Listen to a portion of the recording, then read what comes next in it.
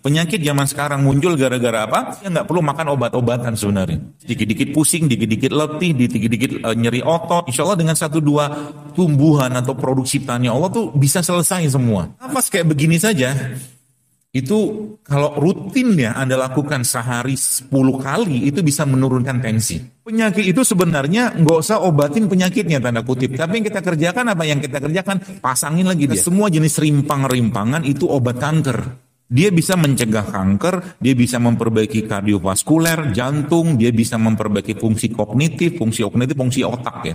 Karena dia bisa menghambat inflamasi atau peradangan, dia juga tinggi antioksidan.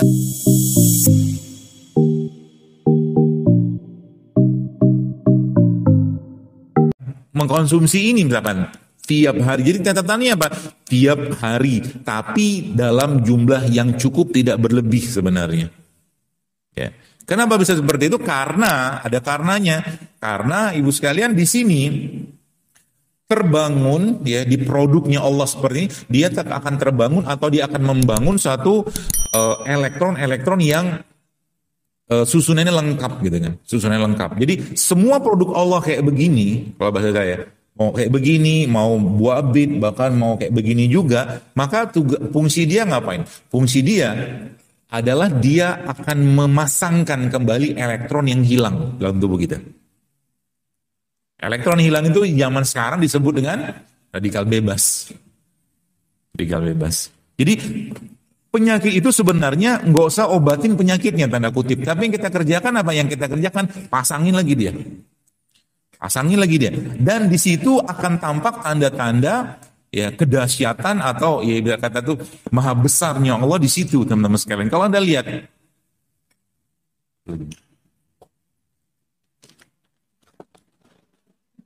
banyak. Kalau Anda lihat contoh mungkin kayak begini kan jahe ya. Jahe ini bentuknya beraturan ya? Enggak. Semua rimpang-rimpangan biasanya bentuknya tidak beraturan. Disitulah Allah memberikan sebenarnya ibarat kata ilmu kepada kita. Ya, kalau kita bicara kanker itu bentuknya nggak beraturan. Maka semua jenis rimpang-rimpangan itu obat kanker. Subhanallah. Tapi menariknya apa teman-teman sekalian? Menariknya adalah produk seperti ini ketika Anda minum, ketika Anda makannya gitu kan, Anda bukan cuma dapat anti kankernya aja. Ya, atau kita tidak akan cuma dapat anti kankernya, tapi kita dapat plus-plusnya itu banyak banget. Contoh, saya coba lihat satu slide.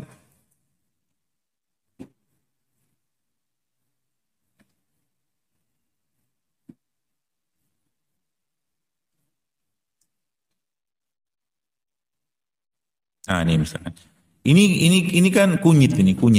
Jadi Anda bayangkan di sini di kunyit ini dia bisa mencegah kanker, dia bisa memperbaiki kardiovaskuler, jantung, dia bisa memperbaiki fungsi kognitif, fungsi otak ya.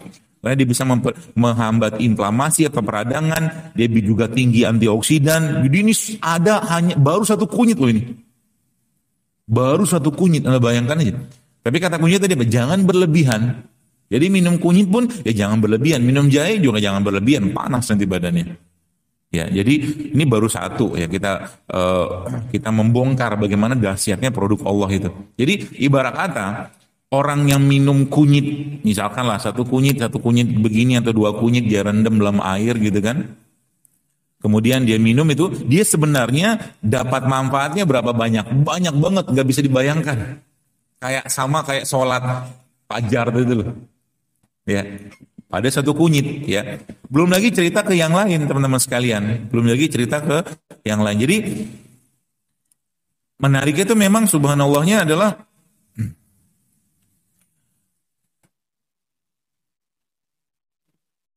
jadi mereka mengistilahkan, jadi orang-orang barat itu mengatakan kalau kepala kita nih ibaratnya tumbuhannya, maka gut itu tuh ususnya adalah tanahnya.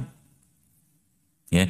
BDNF ini adalah salah satu bagian dalam usus lah, disebut dengan pupuknya. Saya sering sebutkan pupuk gitu kan, pupuk tanah. Pernah saya tulis di Twitter zaman dulu tuh, pupuk tanah. Pupuk tanah itu di mana? Sebenarnya letaknya di sini semua. Bahasanya apa? Enzim.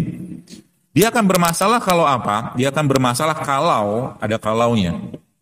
Jadi sekarang kalau kita lihat, ya kita bicara di hulunya zaman sekarang ini, penyakit zaman sekarang muncul gara-gara apa? Gara-gara orang susah mendapatkan atau melihat hal-hal positif. Jadi di depan itu ada satu tulisan lah ya, like, propose, grateful, gitu-gitu lah. Ya, orang lihat begini udah seneng. Tapi kalau seandainya yang dia lihat sudah bermasalah, yang dia dengar sudah bermasalah, yang dia sampaikan atau katakan sudah bermasalah, maka yang paling akan bermasalah siapa nanti? Pencernaannya.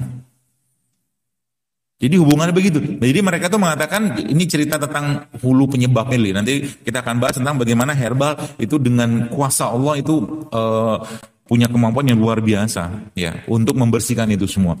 Jadi kita punya 3 otak.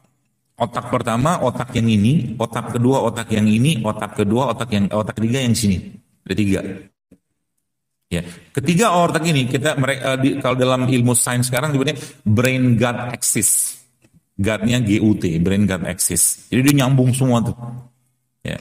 Pengendalinya di mana sebenarnya? Pengendalinya ini sebenarnya. Kita bisa mengendalikan ini sama kita bisa mengendalikan ini. Ya. Jadi penyakit itu muncul gara-gara apa? Gara-gara ini tak mampu mengendalikan ini nggak mampu mengendalikan ini. Bahasa kerennya, ya kalau kita bicara yang bagian bawah ya, yang bagian bawah ini kan perut, tanahnya, soilnya. Maka kita akan bicara tentang kalau bagi orang, ketika seorang mampu menahan laparnya, maka dia bisa mampu menahan yang lain. Jadi kalau ada orang nggak mampu nahan lapar, maka otomatis apa? Otomatis dia akan banyak masalah ke yang lain gitu kan. Kata kuncinya di lapar.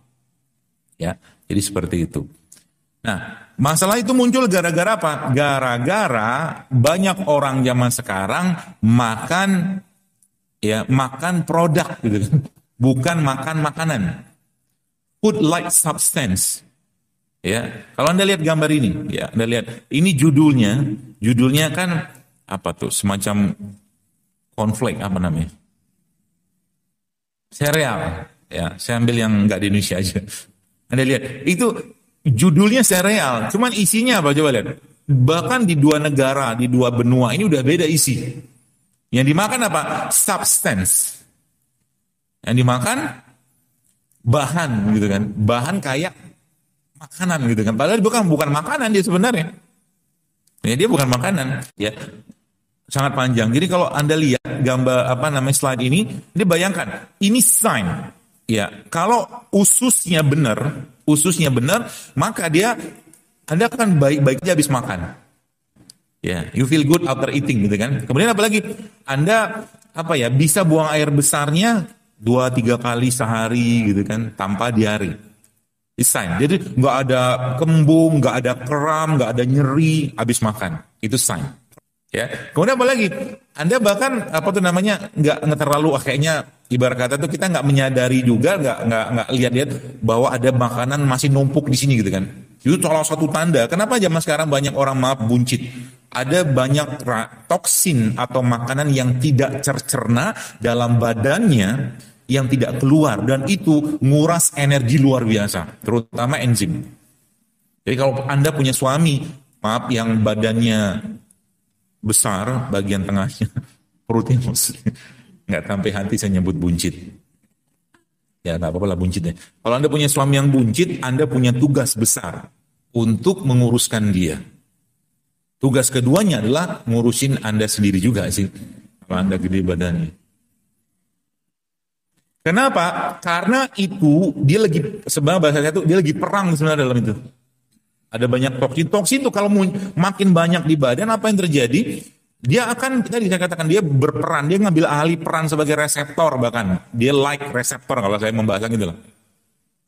Bahan baku udah jelas diambil gitu kan. Jadi bisa bayangkan termasuk orang-orang yang kalau dia punya good gut gitu kan, good gut itu usus yang bagus, dia nggak perlu makan obat-obatan sebenarnya. Ya, nggak perlu makan obat-obatan berkaitan dengan pencernaan, makan enzim lah, maksudnya enzim obat-obat sintetik ya seperti itu, ya. Apalagi makan obat-obat buat menyetop asam lambung, obat mah. Itu sign bahwa ususnya banyak masalah. Banyak masalah dari mana? Terutama Saya sudah sering sampaikan tuh. Makanya saya kemarin tulis di IG kan, saya bilang Ramadan ini jangan lagi sibuk dengan urusan makanan, udah benerin perutnya. Biar nanti matinya gampang, nggak nyusahin orang. Ini mati karena penyakit yang kita buat sendiri. Maksudnya kita gara-gara kita nggak bisa kontrol makanan gitu loh. Itu kan maksud saya kan. Harta habis, waktu orang tua, waktu keluarga habis ngurusin kita, mati juga. Mendingan kita set up dari awal untuk matinya gampang. Kan gitu. Ya, lagi sujud, lagi tilawah, lagi apa, mati kan asik. Mati yang asik. Mempersiapkan kematian yang menyenangkan. Kalau dia jelek, khususnya apa yang terjadi? Banyak banget jerawat, termasuk ADHD ini Anda tahu ya? ADHD itu Attention Deficit Hyperactive Disorder, anak-anak autis yang dia hiperaktifnya luar biasa, tiba-tiba itu sebenarnya sign of bad gut. Sebenarnya. Dari mana bad gut-nya? Pertanyaannya. Dari emak bapaknya yang mewariskan gen sampah. Ya, jadi ibu bapaknya mewariskan damage DNA. Coba bayangkan. Jadi bicara tentang yang saya bicarakan sekarang ini teman-teman sekalian, sebenarnya bukan bicara sekarang, tapi bicara generasi ke depan sebenarnya. Tidak sembarangan. Dan kita sedang menghadapi raksasa-raksasa industri, baik itu obat, baik itu makanan. Yang industri obat nggak peduli dengan makanan, yang industri makanan nggak peduli dengan kesehatan. Kondisi sekarang begitu, ya. Bahkan ibu bapaknya udah nggak paham lagi gitu kan dengan apa yang dikonsumsi anak-anak. Sehingga apa? Baik. Kalau Anda mendapatkan diri Anda atau anak Anda atau siapapun lah yang punya apa? Yang punya bad attitude, kemungkinan besar ada yang salah dari yang dimakan. Kenapa? Karena good food is good mood. Kalau makannya benar, pasti dia akan punya emosi yang baik. Semua makanan-makanan disampaikan dalam apa diajarkan oleh Nabi itu semuanya baik. Apalagi yang sifatnya produk Allah. Jadi kalau boleh saya katakan, kalau anak atau kita punya masalah dengan mood, terutama kan tadi saya bilang, mood swing itu termasuk masalah juga itu. Mood swing. Ya, ada di situ tuh yang sebelah kanan. Mood swing, kemudian ada dizziness, dikit-dikit pusing, dikit-dikit letih, dikit-dikit nyeri otot. Itu tanda usus yang buruk. Ya, tanda-tandanya begitu. Termasuk jerawat. Jerawat itu adalah cerminan dari perut yang bermasalah. Kalau jerawat batu gimana?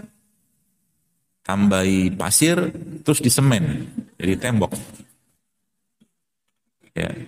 Jadi sekarang Barat itu mereka sudah mulai itu teman-teman sekalian, sudah mulai aware dengan ini. Ya.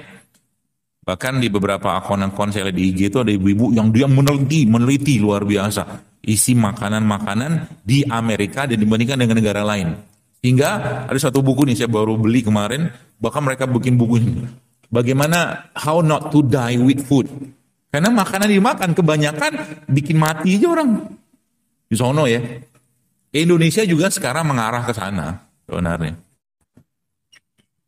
Anak-anak nggak kenal lagi dengan ubi rebus, singkong rebus, jagung rebus. Kenal dengan sosis, nugget, betul? Kita pun juga sama. Ya. Jadi nanti akan muncul masalah. Jadi imbasnya nanti akan beberapa tahun, 10-20 tahun kemudian, angka penyakit-penyakit yang berhubungan dengan autoimun, degeneratif akan melonjak luar biasa. Kita lihat aja nanti. Nauzubillah sebenarnya. Dan bahkan kita lihat sekarang, berbagai pintu tol itu semuanya makanan yang menyebabkan kehilangan elektron. Pizza, apalagi ayam goreng gitu-gitulah, Anda udah tahu lah ya yang biasa mampir. Mudah-mudahan nggak mampir lagi. Jadi leaky gut ini atau mungkin bocornya usus ini teman-teman sekalian ya, kita kenali dulu penyebabnya ya. Sehingga nanti insya Allah dengan 1-2 tumbuhan atau produk ciptaannya Allah tuh bisa selesai semua. Bisa selesai semua. Ya. Jadi apa penyebabnya? Banyak banget sebenarnya. Ya, mulai dari alkohol. Saya pernah sampaikan dairy juga. Ya, dairy. Dairy itu produk berbasiskan susu.